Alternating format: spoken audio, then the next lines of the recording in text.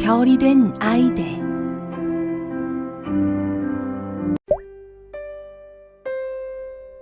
(2학년 4반) 하용이의 꿈은 화가입니다.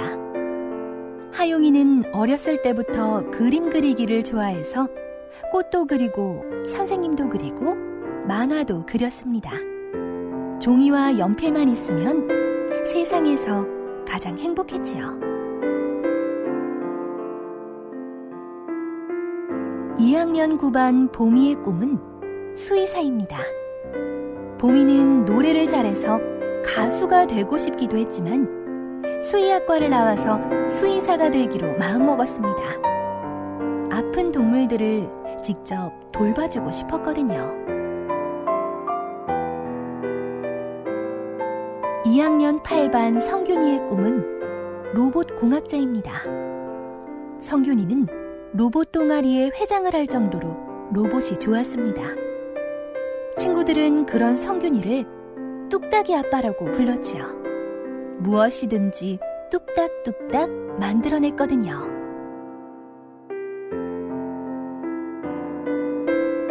아이들이 꿈을 꾸는 모습을 보며 어른들도 꿈이 생겼습니다.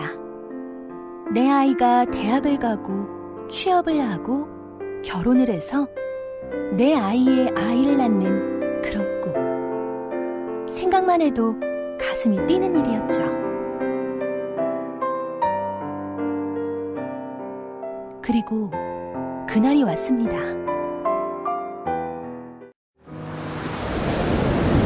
정확한 이유는 아직 잘 모릅니다.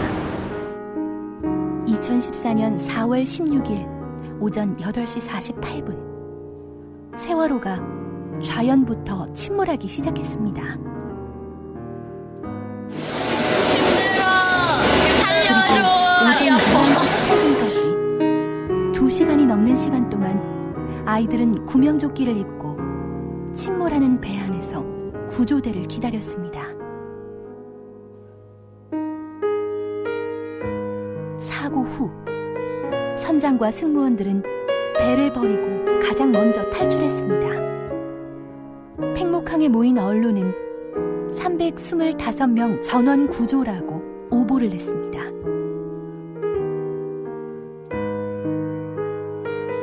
해경은 골든타임을 방관했고 배 안에서 기다리던 단 한 명의 승객도 구조하지 못했습니다.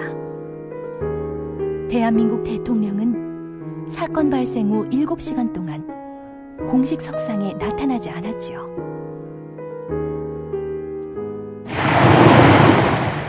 그렇게 476명 중 304명의 생명이 차가운 바닷속으로 가라앉았습니다.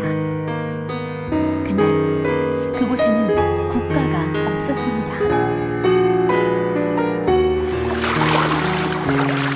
어두운 바닷속엔 수많은 꿈들이 남았습니다. 하지만 바닷속은 꿈들이 살기에는 너무 추웠습니다. 그래서 꿈들은 하나둘씩 하늘로 올라가기 시작했습니다. 그리고 반짝반짝 빛나는 별이 되었죠. 그런데 가끔씩 별들이 땅으로 내려오곤 합니다. 사실 엄마 아빠한테 작별 인사를 하지 못했거든요.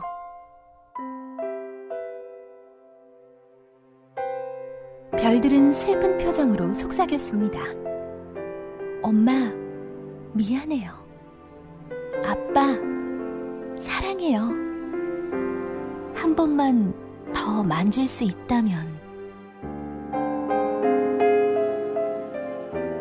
그때 흐느끼던 한 별의 눈물이 엄마의 얼굴에 닿자 마법 같은 일이 벌어졌어요.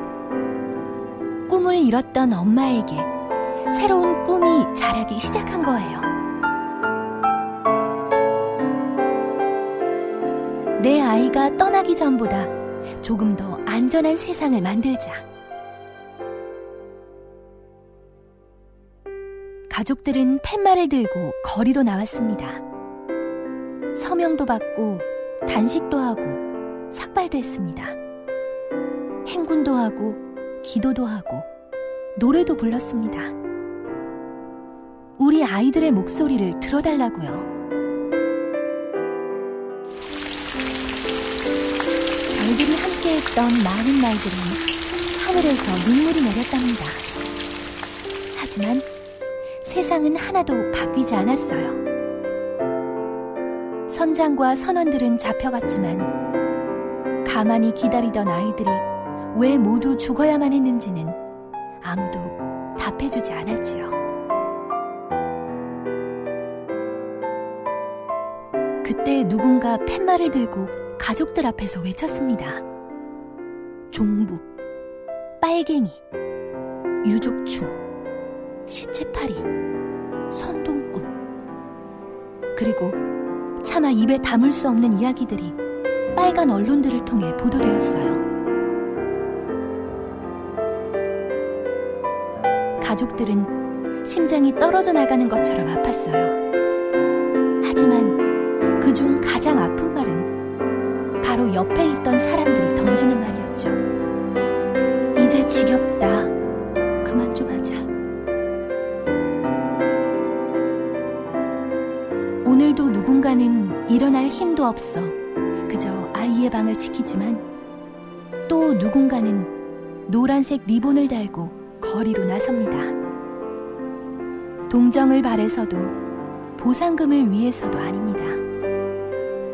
이 땅에 다시는 이런 일이 없어야 한다는 생각 때문에 묵묵히 자리를 지킵니다. 그래서 이 긴 시간이 끝나고 조금 더 당당하게 아이들을 만날 그 때를 기대합니다.